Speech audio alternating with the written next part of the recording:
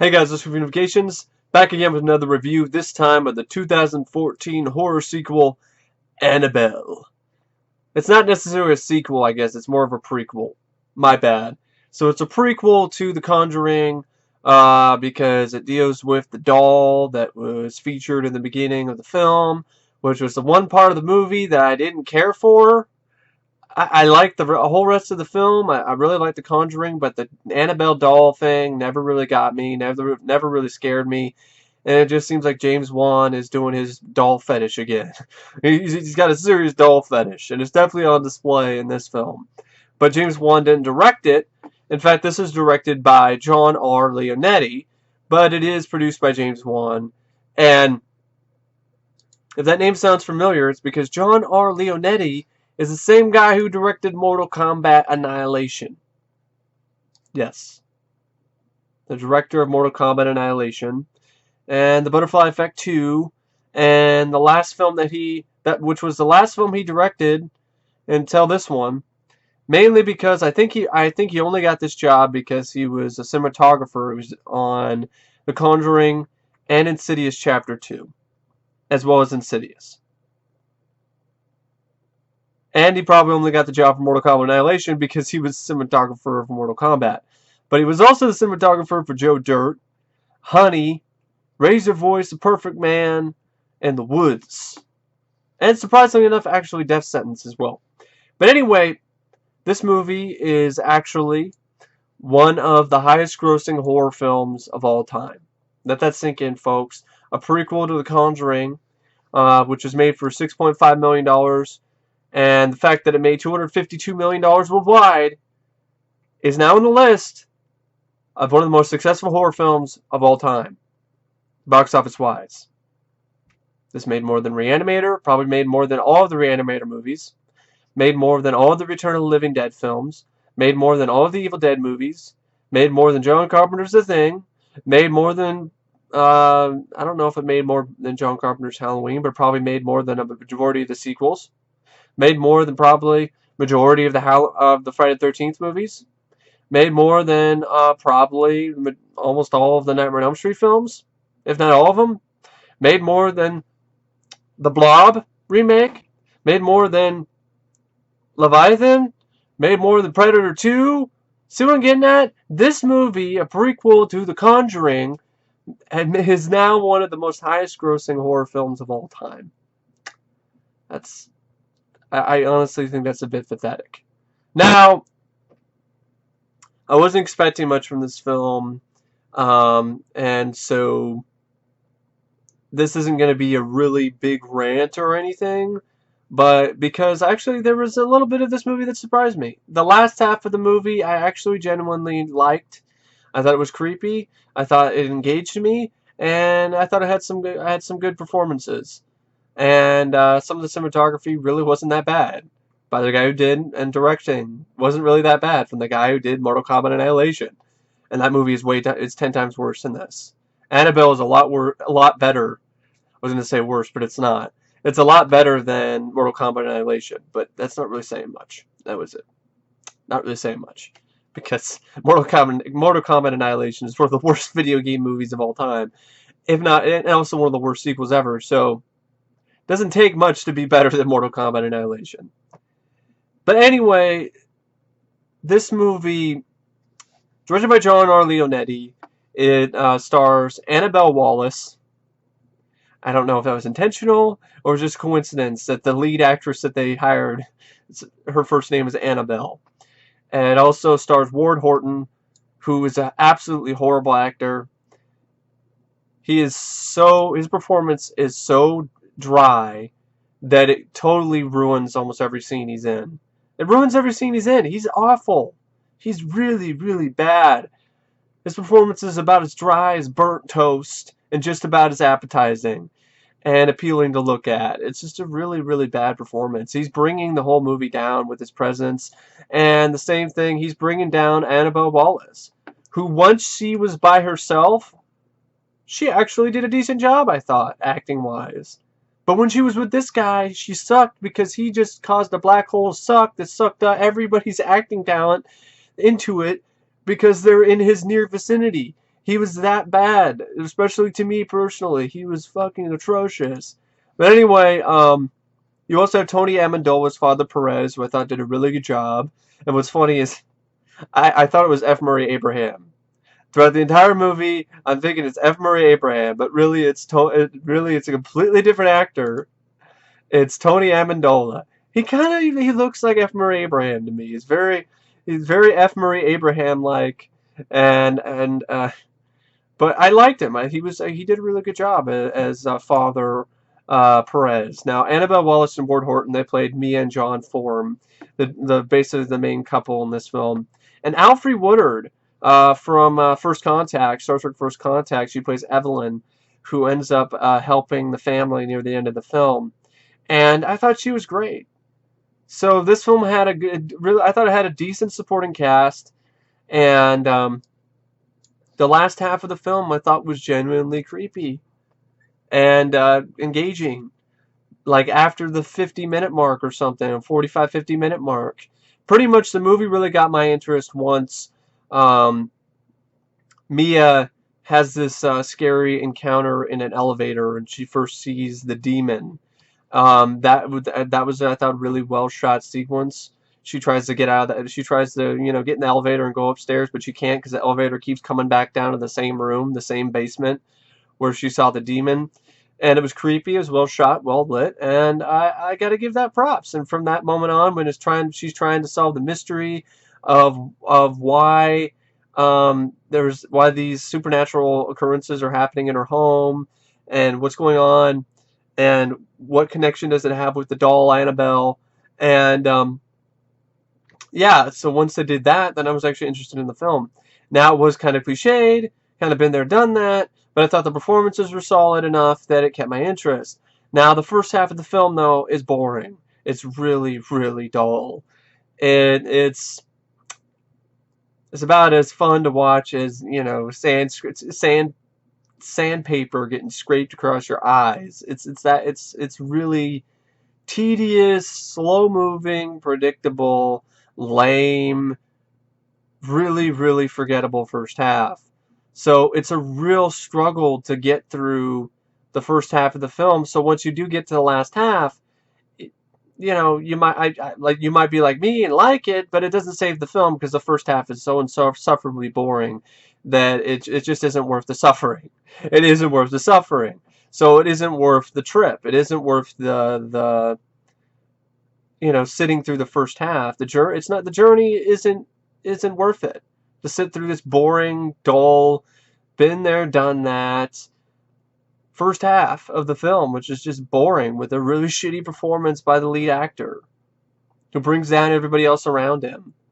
And the screenwriting by Gary Dauberman is really, really paint by numbers in this first half. And at points it feels like it doesn't even need to have the doll in it. It's just it's just thrown in there because it needs to connect to The Conjuring.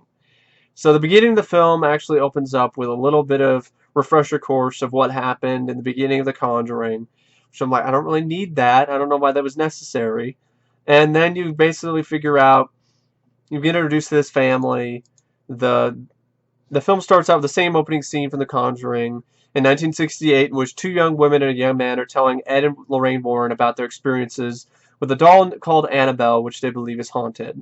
And then it flashes forward in 1967, where John and Mia Form live in Santa Monica and are expecting their first child. John gives her a doll that she has been trying to find for years because it's a part of her, this rare collection that she has. And Mia loves it, and she puts it in with the rest of her doll collection. At night, Mia hears a murder occurring at their neighbors, the Higginses, and that was a really, really... It was a really shitty jump scare because I had to rewind the film to really honestly get what had happened. Something happens at the neighbors next door, and there's like music, and the music in this was forgettable. Another really forgettable generic horror score. And so I had to rewind it in order to see what actually had happened. And so what happens is there's some craziness going on with the neighbors. When Mia returns home and calls the police because her husband told her to do it, She ends up being attacked by a woman holding the doll and a male accomplice. And John and the police arrive and kill the man while the woman kills herself. And then she leaves a bloody symbol drawn on the wall, and a drop of her blood falls on the face of the doll in her arms. And pretty much it's predictable. You just predict that, okay, that's Annabelle, and so she's a crazy bitch. She got killed, and then her blood and her spirit ends up becoming part of the doll. So that's why it's called Annabelle. That's why the doll is doing all this crazy stuff, is because some crazy chick named Annabelle died and her spirit possessed it. Nothing new. Been there, done that. If I want to see a movie that deals with dolls that are possessed by killers, I'll watch Child's Play. Or Child's Play 2. Or even Child's Play 3, which John R. Leonetti did cinematography for.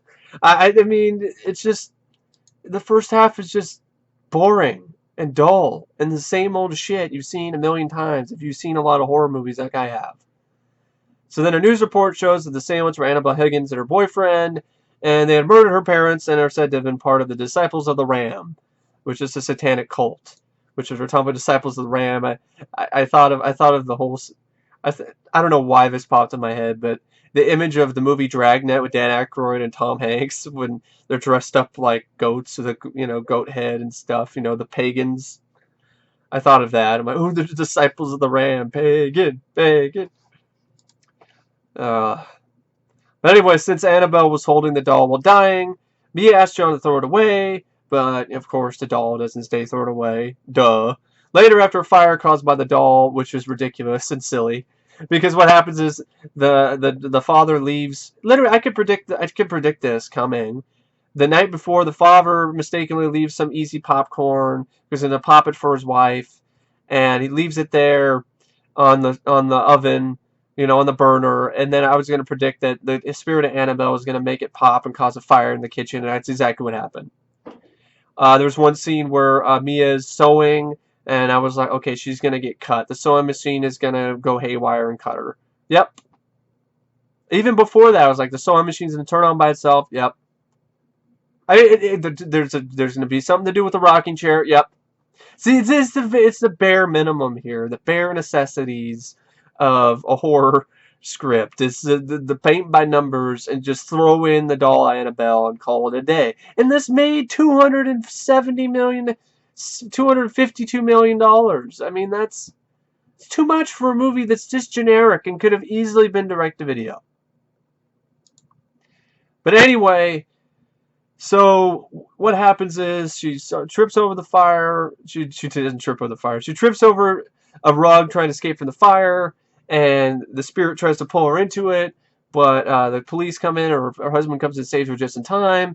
Then Mia gives birth to a healthy baby girl named Leah. The family then moves into a new apartment in Pasadena, and then Mia unpacks her dolls and finds the one that they thought had discarded, Annabelle. And more strange activity plagues Mia and her new baby, and then Mia decides to contact a detective who informs her of Annabelle and her boyfriend's history in a cult that seeks to summon a demon by claiming her soul. And this was really laughable. Like, there's multiple times that she talks to the detective, and he literally says this line both times. And it's not really funny. It's just really stupid. Well, I mean, I laughed at it because it was so stupid, but it's ridiculous. It's a really ridiculous line of dialogue. So, the detective is played by Eric Larkin. And so, Eric Larkin, when he meets up with Mia the first time, she's like, okay, what's going on? He's like, oh, it's just crazy people do crazy things. And then he repeats that again later when they meet up again. Oh, just crazy people doing crazy things. I'm like, no shit, Sherlock. What the Seriously? You're a detective? Well, how did you become a detective? Okay, I want to know how did you get your job? Did you take an IQ test before you applied for this job? Because you, sir, are pretty damn stupid. And that insult has a special place in my heart because that insult was thrown at me when I was working at the movie theater. But anyway, but yeah, seriously, crazy people doing crazy things. Crazy people do crazy things. No shit, Sherlock. You dumbass detective. What the fuck did you get? Really, you're not helping me. You're not helping her. You're not helping me, the guy who's watching the movie either. Go away. Take your dumbass and your porn star mustache with you. Just get off the film. Anyway, so stupid freaking detective. So he informs her of Annabelle and the cult disciple of the Ram. So then Mia goes to a bookstore run by a woman named Evelyn and determines from a book that the presence haunting her wants Leah's soul.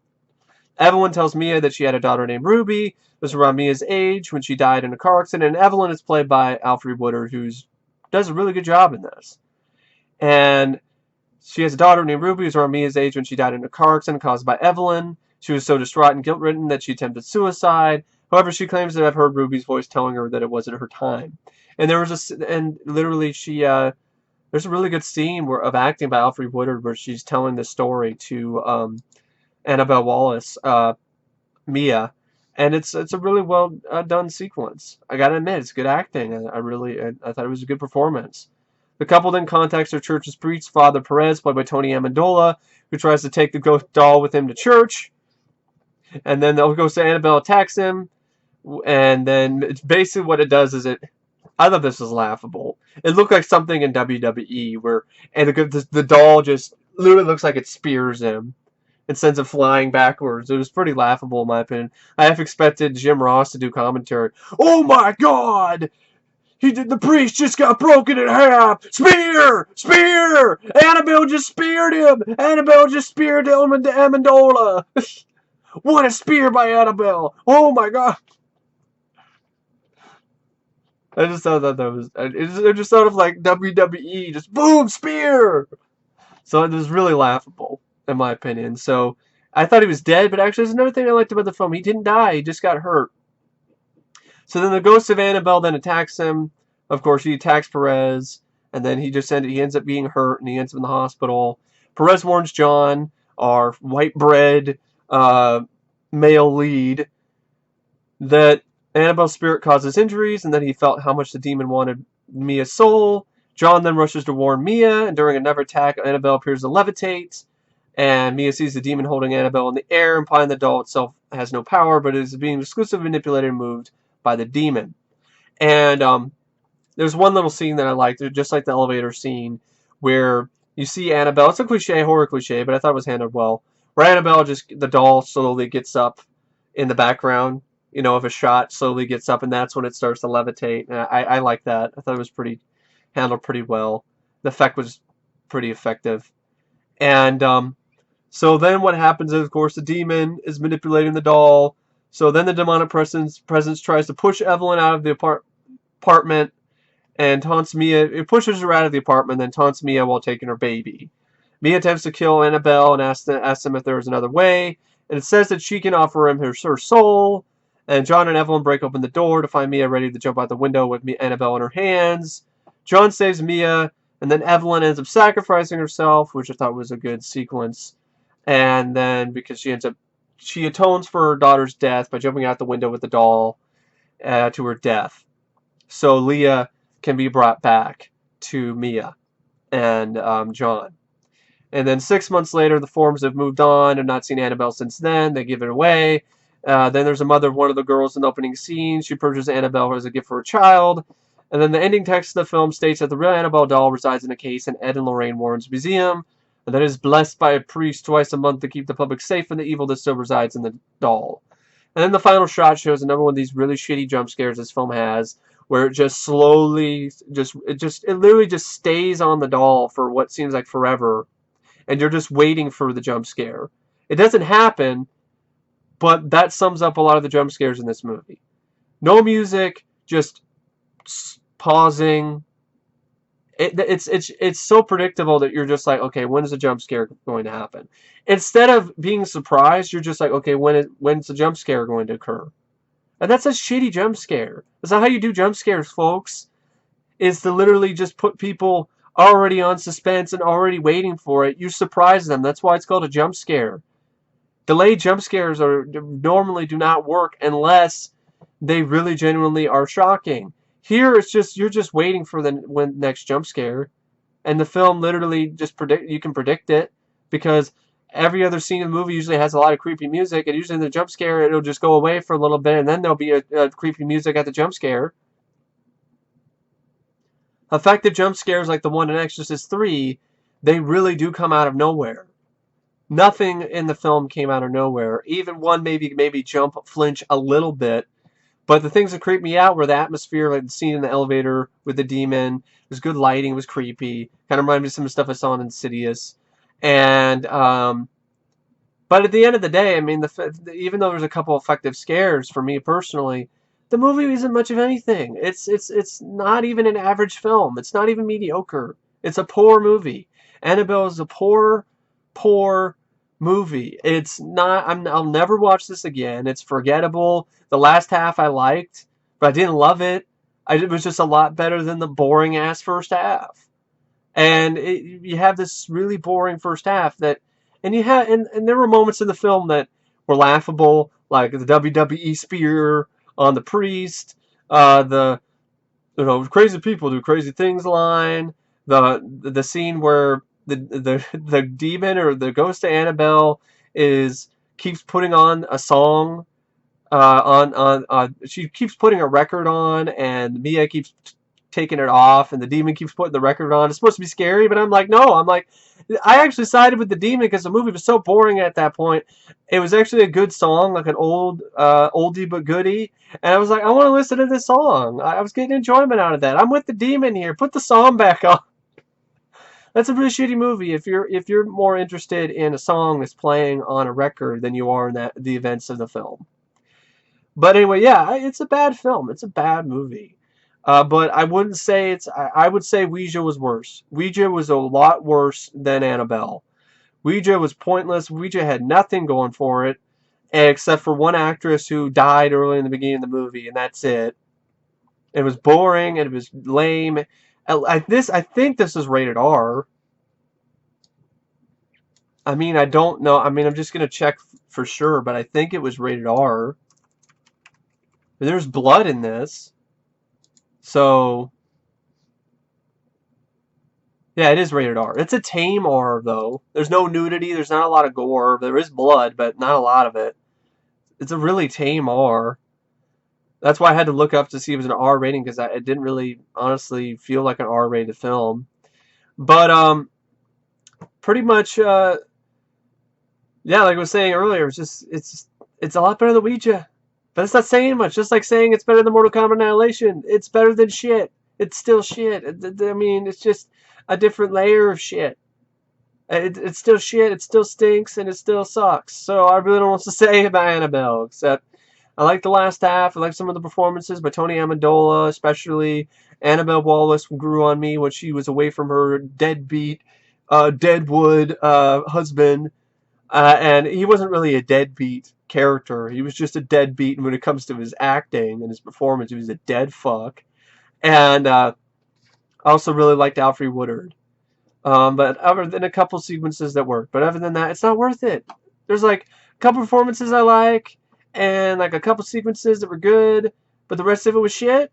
There's still shit. It's not worth it. So I'm still baffled why this is one of the most successful horror movies of all time. That shows you how bad the state of horror is when a movie like this, which has such a paint by numbers screenplay, is one of the most successful horror movies of all time. Go figure. Anyway, I really don't know what to say about the film. It ran out of 5 stars. I give it 1 star, and that's mainly for Alfre Woodard and Tony Amendola and Annabelle Wallis's performances, and a couple of those scary scenes that I mentioned, and that's it. Everything else is pretty much shit. So anyway, thank you for watching my review of Annabelle, and I will see you guys later. See ya.